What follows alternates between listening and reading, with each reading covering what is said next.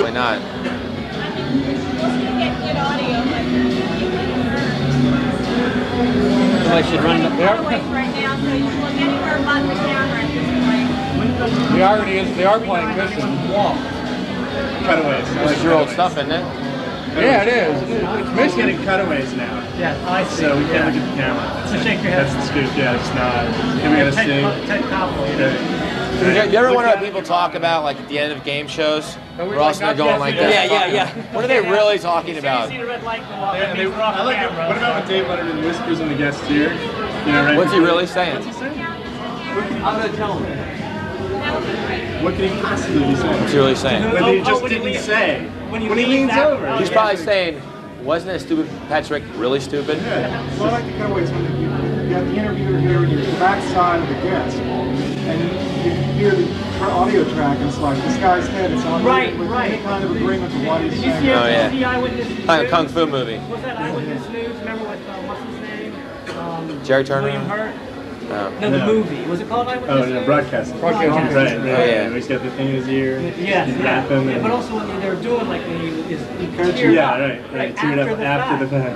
Right. Went with another camera. Yeah, it's okay. Let's do the cutaways now. You know, and he's like, I'm crying out. Dudley Moore did a great bit in So these cutaways good for you. You ever see Mickey and Maude? Yeah, I saw it, where he had like 2 wives and Yeah, having it's two babies. wives. Don't use the one where I picked And he my does nose. this, he was a television reporter. He did these terrible features, and he did the cutaways like afterwards, and it was a hoot. He just did this whole send up of cutaways. Nevin. Nevin. Which one of you Like is Kevin. from commercial or primary? We're accepted to play in a band. All right. Showtime. No, we have to go play now. Sorry. These guys got to go play.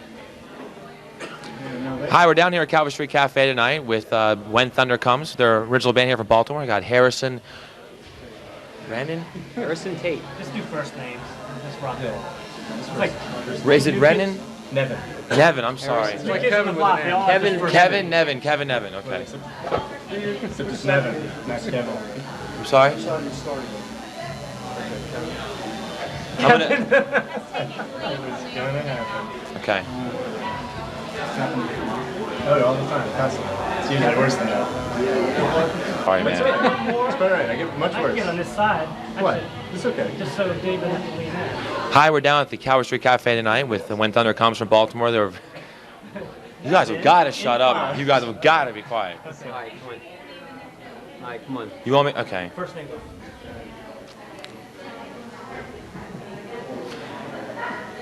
Hi, I'm Michael down at the Calvert Street Cafe tonight with Thunder's Come. Three. The 3 or 4. We blew it, didn't we? It was that one Save good these shot. for It's the left hand, I'm telling you. It's the left hand. Okay. Hi, I'm Michael down at Calvert Street Cafe with When Thunder Comes. On my left, I have Harrison, Nevin. On my left, I have Harrison, Nevin, Michael.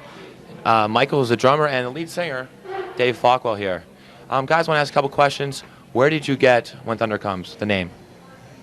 From a song we wrote about 5 years ago. Okay. All right. The band name When Thunder Comes, where does it originate? The name of the band originated from our second album called Mission, When Thunder Comes. And we decided to take the name of one of our songs and turn it into our theme song. Because also there was another band from England a couple of years after we formed called Mission UK. So we decided to switch off the name. Not those guys. We were there first. What? They opened for us a couple of times. They're still doing big things. They're still doing big things. Let me ask you another question. You guys, your third album, Eye of the Wolves, it charted really well on about 500 radio stations across the country for colleges. And you guys were hoping up for 999, Lord's of the New Church, The Ventures. What were you guys going through? I mean, what did it take to get you guys right there? Well, mainly harassing club owners and promoters. And basically, once you get a record played on the airwaves, the rest happens automatically. They call you. You don't have to really haggle them that much. It was really fun getting involved with those big shows. So basically, when you're getting the airplay, it does it for you. Weren't you guys being played on a regular basis on HFS right here in Baltimore?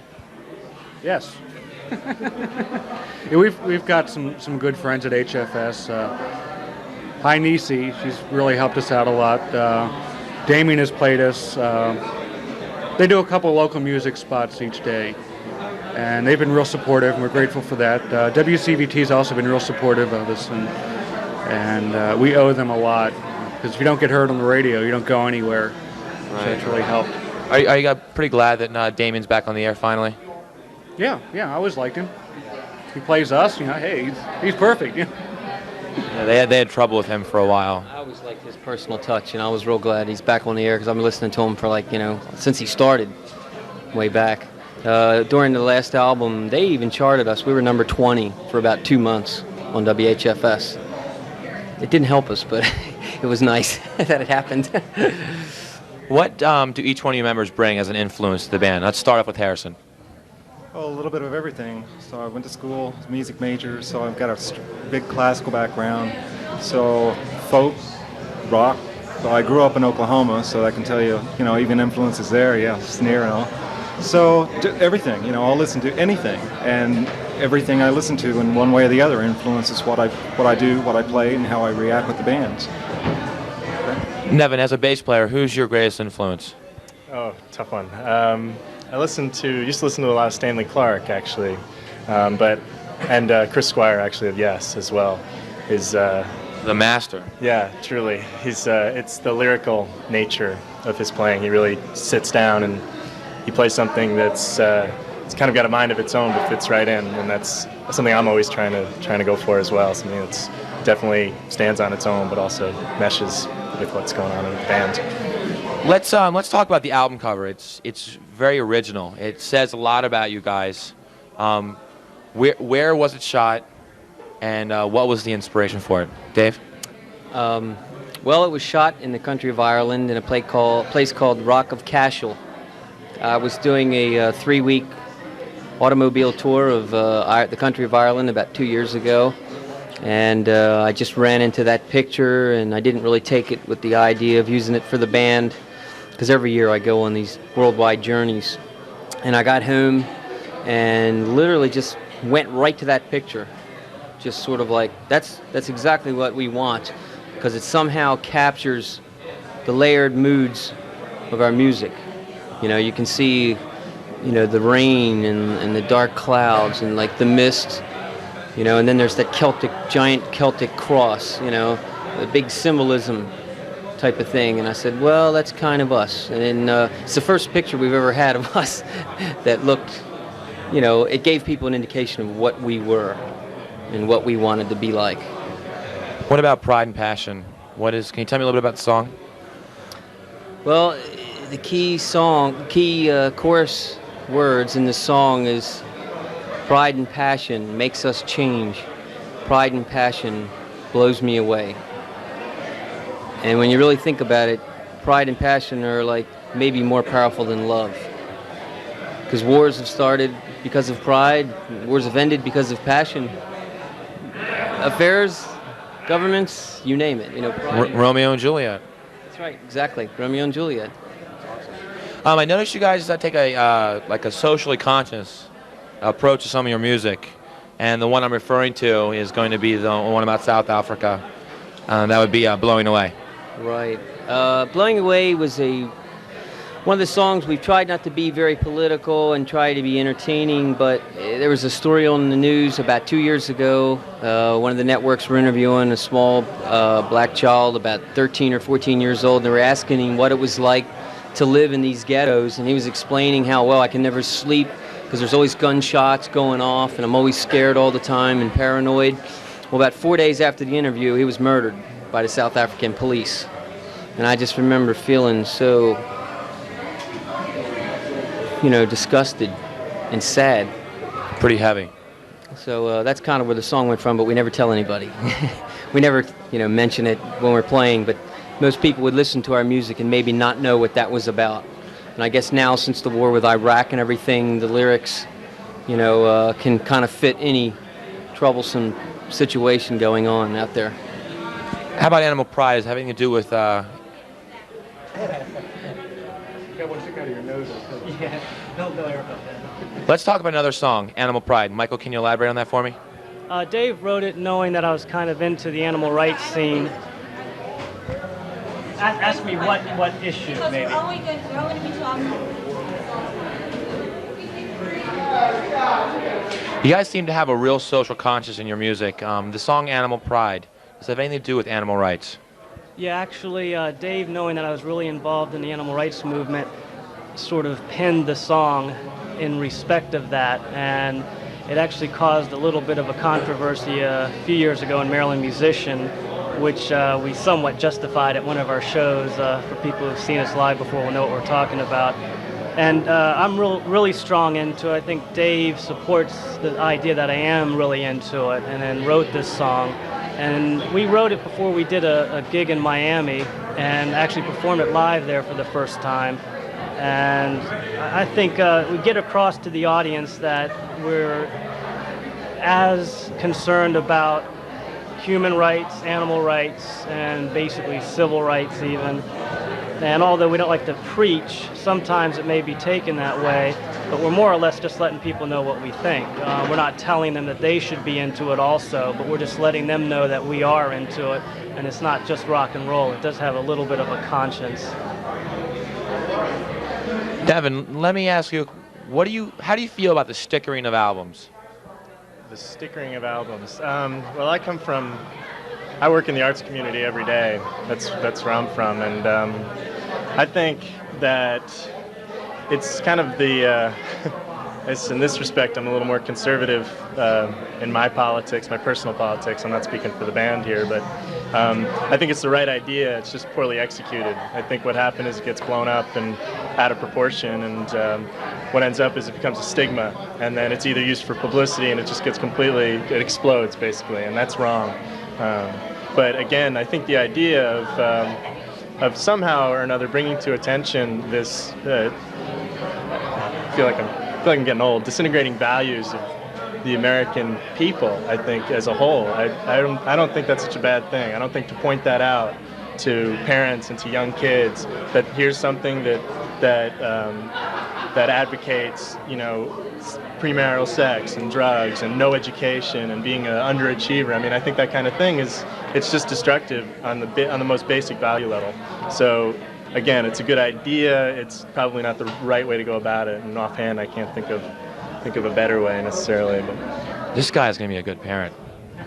I mean, this guy's gonna be a good parent. Okay, I'm gonna check a list of questions. Been over a few, and then it blossomed from there. Right. And, Okay. All right. Okay.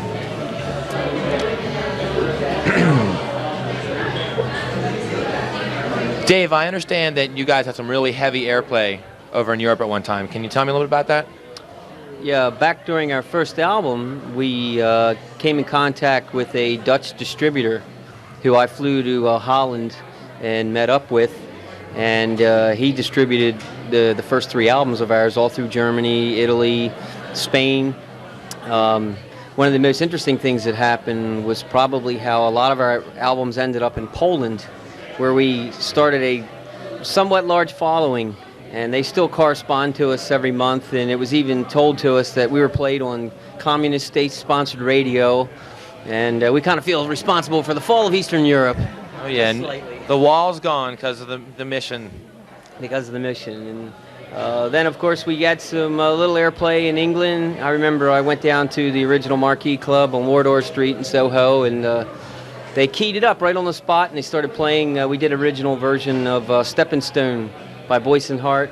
And when they were playing it up, all the headbangers were like banging up against the wall, and that was kind of a big thrill because, ever since, I was a teenager, I had the Who Live at Leeds album with Pete Townsend standing there playing that Rickenbacker guitar, and it said, Marquee Club live at, on Wardour Street.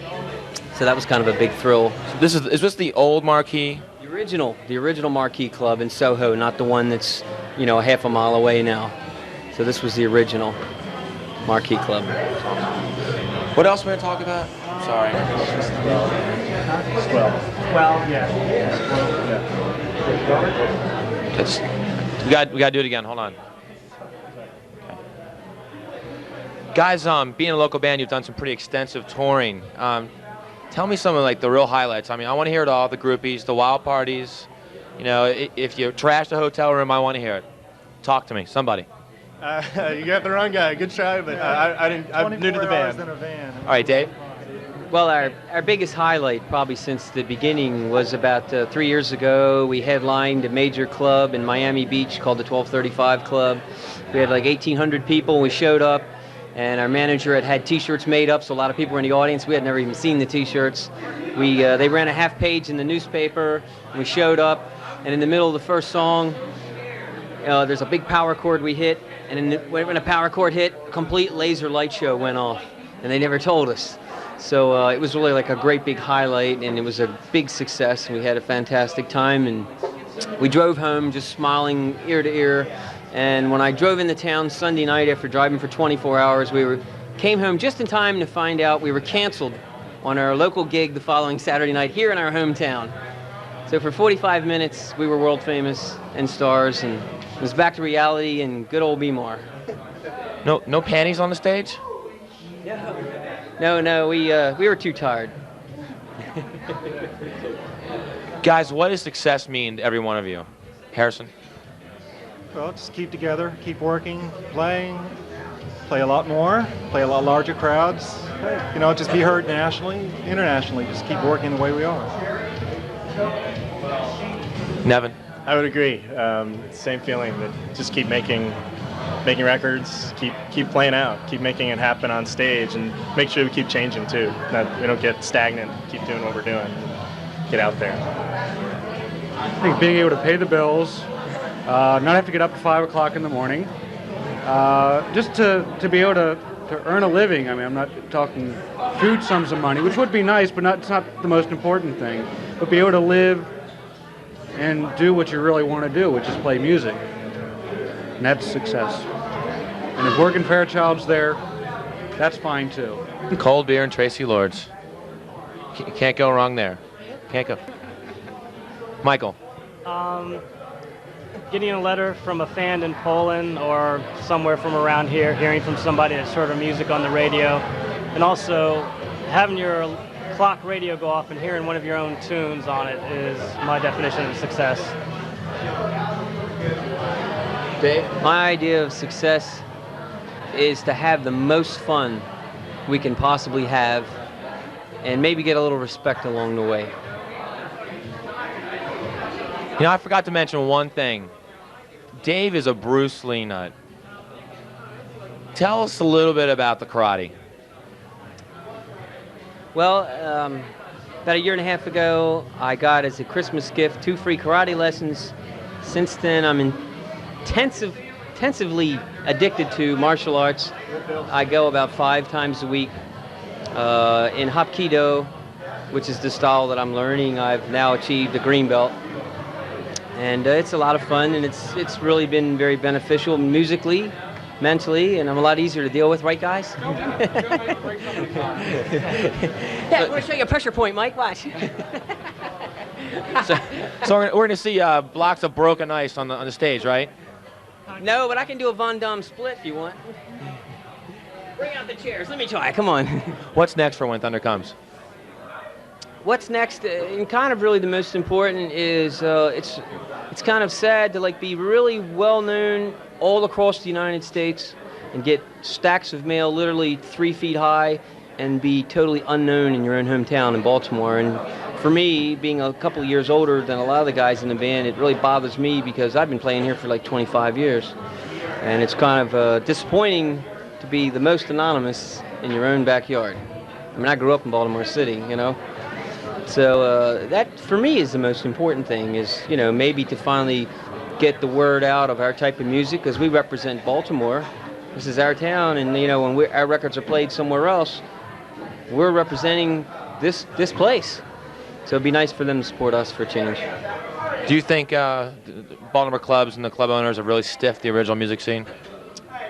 Well, about 4 years ago, we were looking for a bass player, and he was an old blues guy, one of those masterful type guys, and he made a statement that kind of sums it all up. He says, well, club owners are great. All they want you to do is pack the house and play for free. And on that note, Down at the Calvary Street Cafe, this is Michael with When Thunder Comes. Thanks, guys, for joining us. Remember, rock lives on Rock Live. One more.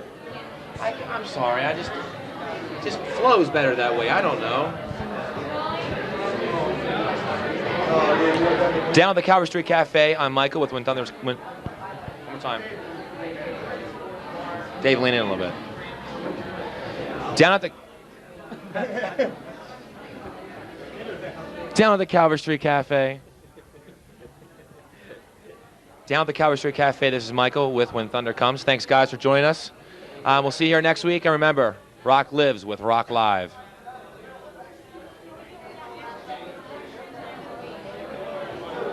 To the drummer, yeah. All right, hold on. Lean in, Dave. I'm leading.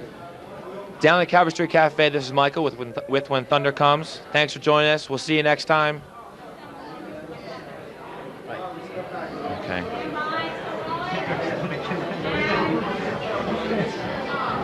Down at the Calvary Street Cafe, this is Michael with When Thunder Comes.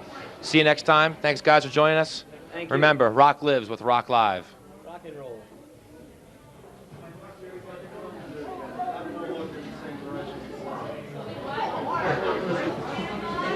Who is that guy with the mustache? Down at the Calvary Street Cafe, this is Michael with When Thunder Comes. Join with... Fuck, man. Cut that. It's cool.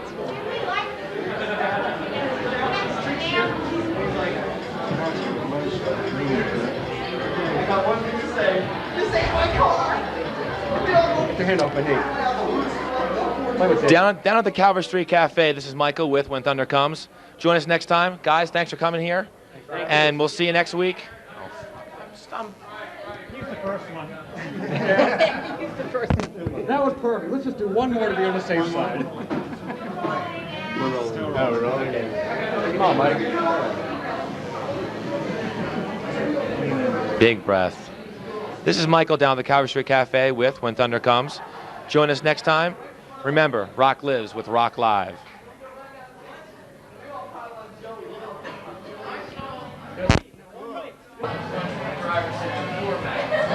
We're When Thunder Comes, and remember, rock lives with Rock Live.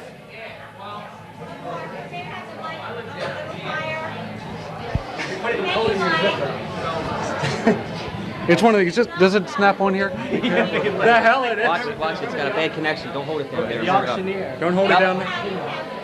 About like that? Okay. All right, ready?